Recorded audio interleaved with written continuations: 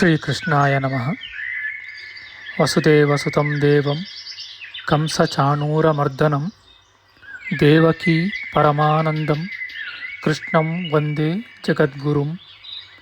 ಬ್ರಹ್ಮಸ್ಥಾನ ಸರೋಜಮಧ್ಯವಿಲಸತ್ ಚೀತಾಂಶುಪೀಠಸ್ಥಿತಂ ಸ್ಫೂರ್ಜತ್ಸೂರ್ಯರುಚಿಂ ವರಾಭಯಕರಂ ಕರ್ಪೂರಕುಂದೋಜ್ವಲಂ ಶ್ವೇತಸ್ರಗ್ವಸನಾನುಲೇಪನಯುತಂ ವಿದ್ಯುದೃಚಾ ಕಾಂತಯ ಸಂಶ್ಲಿಷ್ಟಾರ್ಧತನುಂ ಪ್ರಸನ್ನವದನಂ ವಂದೇ ಗುರುಂ ಸಾದರಂ.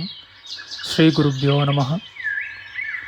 ಲಂಬೋದರಂ ಪರಮಸುಂದರಮೇಕದಂತಂ ರಕ್ತಾಂಬರಂ ತ್ರಿನಯನಂ ಪರಮಂ ಪವಿತ್ರಂ ಉದ್ಯದ್ದಿವಾಕರ ಕರೋಜ್ವಲಕಾಯಕಾಂತಂ ವಿಘ್ನೇಶ್ವರಂ ಸಕಲವಿಘ್ನಹರಂ ನಮಾಮಿ.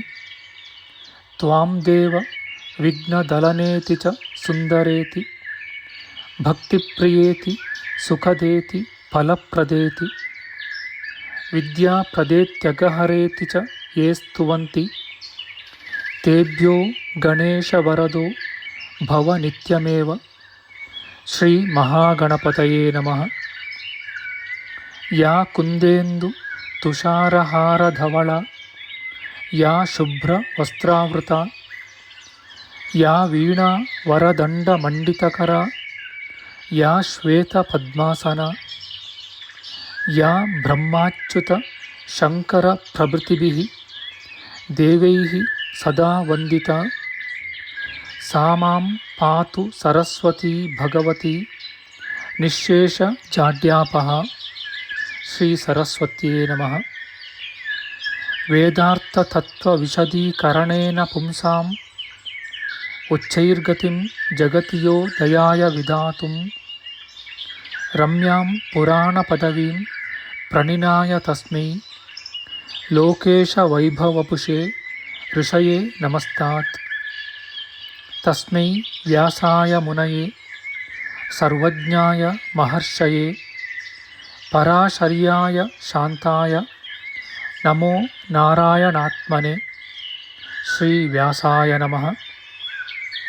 ನಾರಾಯಣಂ ನಮಸ್ಕೃತ್ಯ ನರಂ ಚೈವ ನರೋತ್ತಮಂ ದೇವೀಂ ಸರಸ್ವತೀಂ ವ್ಯಾಸಂ ತತೋ ಜಯಮುದೀರಯೇತ್.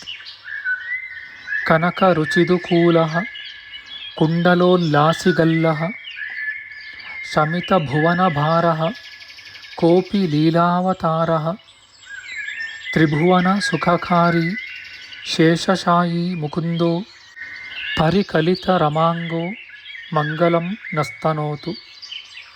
ನಮಾಮಿ ಗೋವಿಂದ ಪದಾರವಿಂದಂ ಸದೇಂದಿರಾನಂದನಮುತ್ತಮಾಡ್ಯಂ ಜಗಜ್ಜನಾನಾಂ ಹೃದಯ ಸನ್ನಿವಿಷ್ಟಂ ಮಹಾಜನೈಕಾಯನಮುತ್ತಮೋತ್ತಮಂ. ನಮಸ್ತೆ ಚಕ್ರಹಸ್ತಾಯ ಶಾಂಗಹಸ್ತಾಯ ತೇ ನಮಃ. ನಂದಹಸ್ತಾಯ ತೇ ವಿಷ್ಣೋ ಶಂಖಹಸ್ತಾಯ ತೇ ನಮಃ.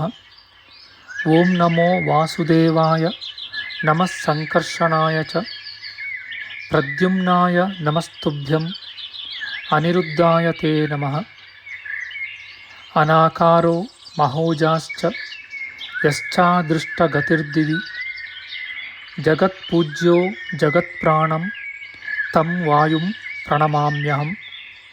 ವಾಯುರೂಪಿ ಪರಮಾತ್ಮನೇ ನಮಃ. ಪ್ರಿಯ ಬಾಂಧವರೇ, ನಮ್ಮ ಈ ಶ್ರೀ ಲಾಲಿಕೃಷ್ಣ ಚಾನಲ್ಗೆ ಸ್ವಾಗತ. ಇಂದಿನ ವಿಡಿಯೋದಲ್ಲಿ ನಾವು ಶ್ರೀಮದ್ ವಾಯು ಮಹಾಪುರಾಣದ ಪ್ರಥಮ ಖಂಡದ 3ನೆಯ ಅಧ್ಯಾಯವಾದ ಸೃಷ್ಟಿ ಪ್ರಕರಣ ತತ್ವಗಳು ಮತ್ತು ಚರಾಚರಾತ್ಮಕ ಪ್ರಾಣಿಗಳ ಸೃಷ್ಟಿಯ ವಿಚಾರ ಮಾಡೋಣ. ಶ್ರೀಕೃಷ್ಣಾಯ ನಮಃ. ಸೂತಮುನಿಯು ಹೇಳುತ್ತಾರೆ, ತ್ರಿಲೋಕಗಳ ಸೃಷ್ಟಿ ಸ್ಥಿತಿ ಸಂಹಾರ ಕರ್ತನು, ಸಹಸ್ರಾರು ಸೂರ್ಯಾಗ್ನಿಗಳಿಗೆ ಸಮವಾದ ಕಾಂತಿಯುಳ್ಳವನು, ದೇವೋತ್ತಮನು, ಉತ್ಕೃಷ್ಟವಾದ ವೀರ್ಯ ಕರ್ಮಗಳುಳ್ಳವನೂ ಆದ ಮಹೇಶ್ವರನಿಗೆ ನಮಸ್ಕಾರವೆಂದು ವಾಯುದೇವನು ಪುರಾಣಾರಂಭದಲ್ಲಿ ಮಂಗಳವನ್ನು ಆಚರಿಸಿದನು.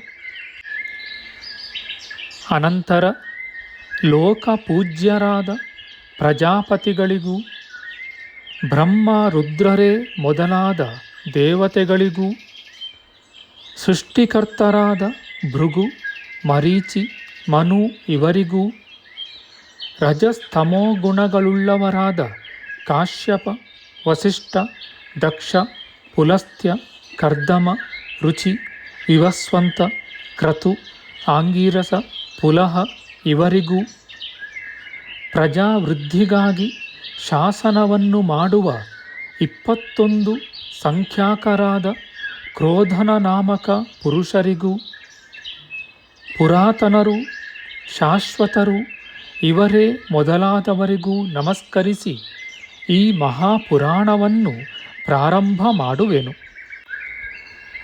ಮತ್ತು ಧೈರ್ಯಶಾಲಿಗಳಾದ ಮುನಿಗಳಿಗೂ ಬೃಹಸ್ಪತಿ, ಶುಕ್ರನೇ ಮೊದಲಾದವರಿಗೂ ತಪಸ್ಸು, ಆಚಾರ, ದಯ ಇವುಗಳಿಂದ ಕೂಡಿದ ಮಹರ್ಷಿಗಳಿಗೂ ನಮಸ್ಕರಿಸಿ ಕಲಿ ಪಾಪ ನಾಶಕವಾದ ಈ ಮಹಾಪುರಾಣವನ್ನು ಹೇಳುವೆನು.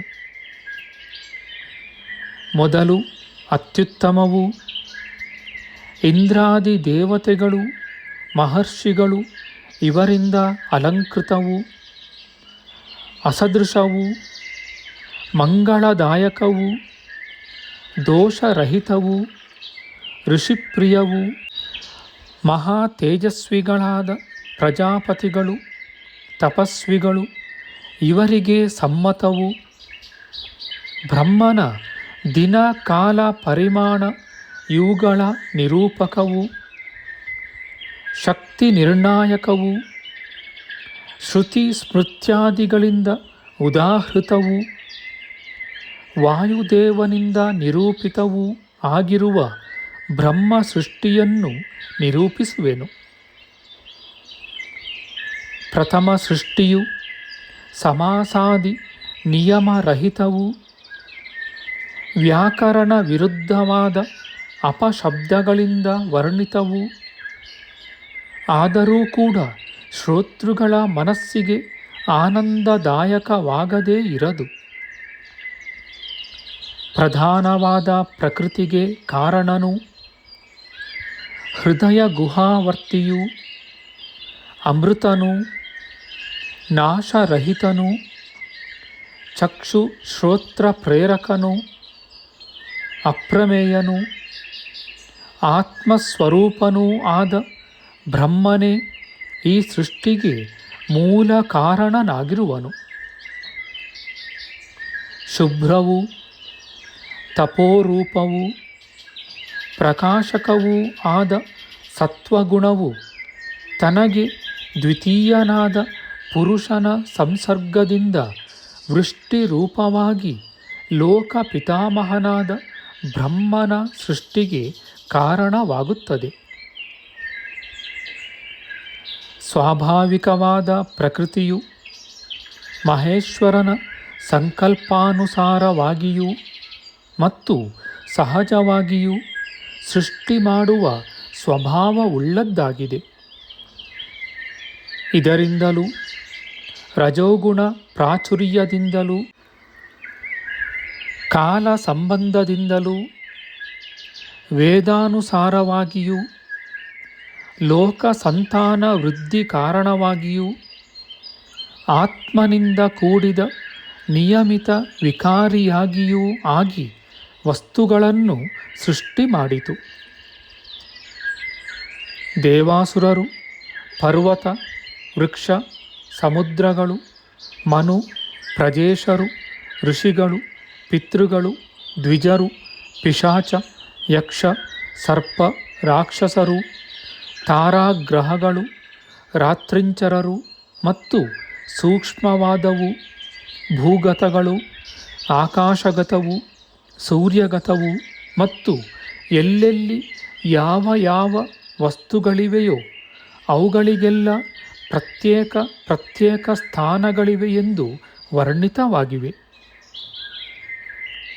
ಛಂದಸ್ಸು, ವೇದಗಳು, ಋಕ್ಕುಗಳು, ಯಜಸ್ಸು, ಸಾಮ, ಸೋಮ ಮತ್ತು ಯಜ್ಞಾದಿ ಕೋರಿಕೆಗಳು ಅಂದರೆ ಇಷ್ಟಾರ್ಥಗಳು ಇವನ್ನು ಆ ಸೃಷ್ಟಿಕರ್ತನಾದ ಭಗವಂತನೇ ಸೃಷ್ಟಿಸಿರುವನು. ಲೋಕತ್ರಯ ವಂದಿತರೂ ಭಾಗ್ಯಶಾಲಿಗಳೂ ಆದ ಯಾವ ಮಹಾತ್ಮರ ಸೃಷ್ಟಿಯಿಂದ ಲೋಕತ್ರಯವು ಪವಿತ್ರವಾಯಿತೋ ಅಂತಹ ಮಹಾತ್ಮರು ವೈವಸ್ವತ ಮನುವಿನ ಜನನಾತ್ ಪೂರ್ವದಲ್ಲಿಯೇ ಜನಿಸಿದರು ಮತ್ತು ಅಂತಹ ಜಗತ್ತು ಸುರೇಶರು, ದೇವರ್ಷಿಗಳು, ಮನುವೇ ಪ್ರಧಾನರಾದ ಮಹಾತ್ಮರಿಂದ ಪೂರ್ಣವೂ ಅಲಂಕೃತವೂ ಆಯಿತು. ರುದ್ರದೇವನ ಶಾಪದಿಂದ ದಕ್ಷಬ್ರಹ್ಮನು ಭೂಮಿಯಲ್ಲಿ ಪುನರ್ಜನನವಾದ ವಿಷಯವೂ, ದಕ್ಷನ ಶಾಪದಿಂದ ರುದ್ರದೇವನು ಭೂಮಿಯಲ್ಲಿ ನಿಯಮವಾಗಿ ವಾಸಿಸುವ ವಿಷಯಗಳೂ ಸಹ ವರ್ಣಿಸಲ್ಪಟ್ಟಿದೆ.